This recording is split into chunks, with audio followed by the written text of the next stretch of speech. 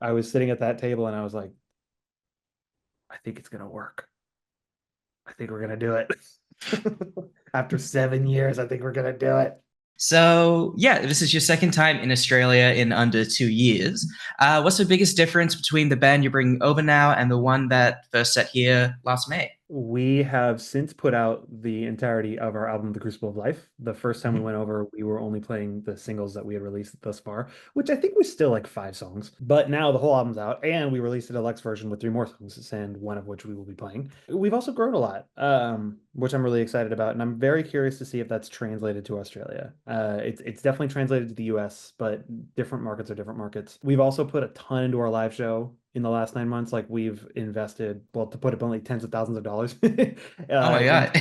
our live Nice. show sicker and better and sound better. Mhm. That's really where most of that money went, is just a better sounding console and things like that. So Mm. we're very, very excited to bring everything that we've learned over the last year or so to back to Australia. So, touching on your new album, The Crucible of Life, which has such a distinct blend of pop punk, R&B, funk, and rock, what was the conversation like in the band about learning so hard to make that mix and blend those genres? Dude, realistically, a lot of what that genre blending stuff comes down to for us is like knowing when to say no. Um, Mm. and knowing what doesn't fit, like what's not the vibe. When you're talking about blending genres, there's a million different things that you could put into the soup because there's so many Mm. different things you can pull from because you're pulling from different genres. For us, it's like what's consistent with us and what we like and what we sound like. We didn't really set out to blend genres, it's just what happened. And it's just like we like this, and we like this, and we like this, and we like this, and we like this. Mm. And finally those things come together to make it. And it's not like we intentionally said we're going to fuse these things. We just said this is what we like. This is an accurate representation of our taste. Here you go. Yeah, that's pretty cool. Because yeah, I was gonna say, was there like a moment or a specific song on this album? Because the Crucible of Life has such a definitive sound. Like, was there a moment where like you were like, okay, this song is like the song that's gonna launch us in the direction for this album, and this is what the home team really sounds like. 2 songs, and they both play a big role. Turn You Off was the first song that we did for the album, like Mm. long before, and it was a big departure stylistically from Slow Bloom. And we were all like, "Whoa, yeah, this is gonna be it. This is gonna go crazy." Loud was one of the last songs we wrote for the album, Mm. but it clearly did, like it did numbers. It did the best. Those 2 songs are probably, I mean, it's 2 of my favorite songs that we've ever made. I would say that they're a pretty good representation of our tastes distilled. Or Mm. loud is probably a better distilled one. Turn You Off Soul Crazy. You mentioned also earlier, like the difference between the Australian crowd and the American crowd. So when you play your new songs on this run, like what are you most excited or maybe a little nervous to see in the crowd's reaction? I'm like barely nervous about Mayday Parade fans. Like maybe they Okay. won't really like us, but what I do know Ah. about Australians is that y'all like heavy music. So we are the heaviest band on the bill, I think, kind of. And we have some songs that we're going to be playing that are a little more rocking. I am hoping that Australians will gravitate towards those songs for that reason. Yeah, I mean, for the most part, I don't think we're too different from Mayday Parade stylistically. I'm hoping people like have an open mind about us. No matter what, I have a feeling it's going to be a great time. Yeah. Once people will be in the crowd, I'm sure they'll want to stick around. Which track from The Crucible of Life has sort of surprised you the most when you started performing it live? Well, what I didn't anticipate was that Overtime is like the hardest freaking song to sing ever. It's like constantly up there. I didn't think Hell was going to be as fun as it is. That's like my favorite song to Mm. play, but it's not one Okay. of my favorite album songs. It Mm.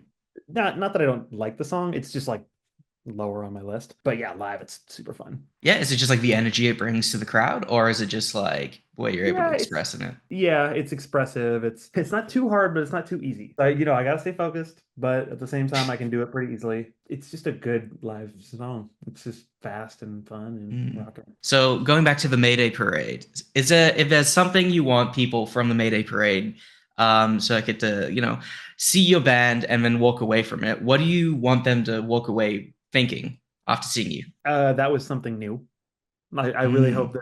that people look at us and think like I've never really seen a band quite like that before. I hope they don't think That just sounds like every band today, which I don't think they will, but I hope that they see us and they're surprised by like the sounds coming together and things like that. Yeah, I hope that they say that was unique. And I guess to go back to the genre blending part of the conversation, what would you say was the most unexpected influence on this album? Whether that's like as a group or like you personally bringing it into the writing sessions. What was something that was like a huge left field curveball? That's a good question. We have a bunch of influences that are pretty weird. People wouldn't expect it. Like Mm. there's a Japanese rock band that we really like called Polka Dot Stingray. There are a Mm. bunch of rock bands. There's a lot of hip hop artists that we draw from quite a bit. Any curveballs? I don't know that there was anything that was too much of a curveball. I think one thing that ended up being something we didn't expect was just like the pressure that making that album put on us Mm. resulted in the way that the album sounded. I would say like yeah, having pressure and stress be an influence is probably was Mm. surprising. Like we didn't think that we were gonna Yeah. be like What as was the pressure there, would you say? we were just much busier now. There were a lot more Mm. people involved.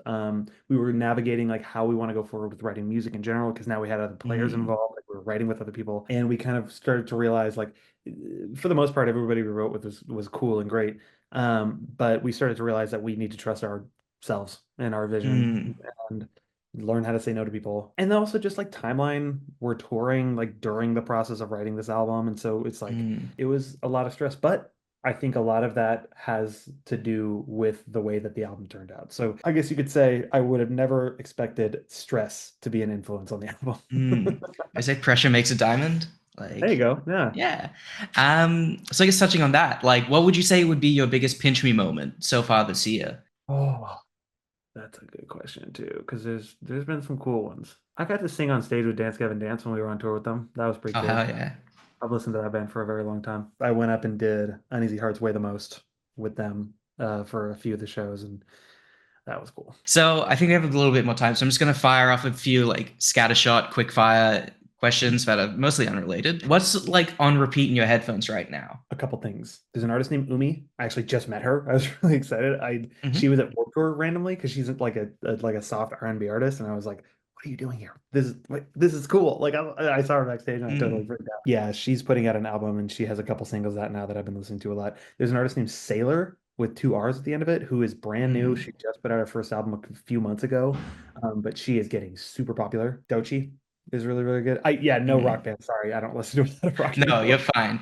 I Um, know Devin Townsend, another prog guy, is like, I never listen to prog. Like, it's the last thing I want to listen to, like, when you're on Yeah, tour. So I totally exactly. get it. Yeah. What is like the first album you have ever bought? Ooh, I can't tell you which one I bought, but I can tell you which one I received as a present. It was Meteora. When I was 9 years old, that was definitely my favorite band. That's Yeah. such a core, like, canon moment. I think Linkin Park at 9. Like, it shapes you Oh so yeah. much. Oh yeah. Following that, what was like the first gig you ever went to? The first two shows I ever did were the same band. It was the Rack and Tours, which was with Jack White's side project that he did like a decade ago. I went with my dad both times. He took me, yeah, first and second show I ever went to were both the Rack and Tours. That's such a unique one, especially because it's like a side project, not like a big main one. Right. Um, I really liked they had a single called Steady as She Goes that I when I was young I really really liked. mm, oh yeah. What was the first time you realized that the home team sound was connecting with people? We were on tour in spring of 2022. Up to that point, the last 7 years it had just been DIY grinding, like playing to nobody. And we Mm, were playing a show in Sacramento, opening for a different band, and we had a huge merch line. And I was looking at it like, what the hell is going on? Well, who are these people? Why did my mom mm, pay a bunch of people to come up to my merch booth in Sacramento and buy merch? I was sitting at that table and I was like, I think it's gonna work. I think we're gonna do it.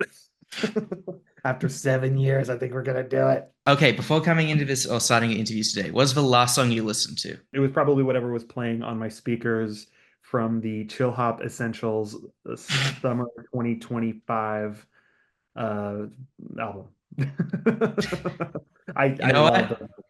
They're Yeah, so I leave them on for like 14 hours a day. Just a playing because I have classic is like a three. classic. Oh yeah, three different like Yeah. Google speakers in each room. So whenever I go into a different room, there's always music playing. When you're writing, how do you balance personal taste with what you think will connect live? I don't think we think about live at all, if I'm going to be totally honest. In fact, live's never been a problem for us. We love playing shows. We'll just pick songs that work better live than others. And as a rock band, I feel like there's always gonna be songs that will work live. We're more like, how do we figure out how to do this live? We'll have an idea, Mm. like, okay, that's really hard to sing or play. Well, we're gonna have to figure that one out. But yeah, I don't think we consider the live show at all when we're writing. Thank you so much. That's all the questions I have for you today. Thank you so much for your time. Was Mhm. there anything else you kind of want to like end on, like anything you want to say, shout out, or anything like that? Shout out Australia for being like the sickest place in the world. I can't wait to go back. God bless you.